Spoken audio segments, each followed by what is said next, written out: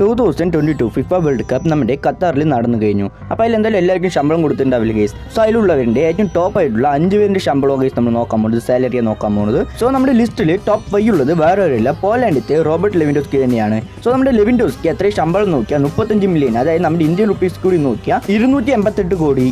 നമ്മുടെ ലിസ്റ്റിൽ 4ാം സ്ഥാനത്തുള്ളത് വേറെ ആരില്ല, നമ്മുടെ നെയ്മർ തന്നെയാണ്. നമ്മുടെ നെയ്മർ 87 മില്യൺ ആണ് വാങ്ങിച്ചിരിക്കുന്നത് ശമ്പളം, അതായത് 717 കോടി.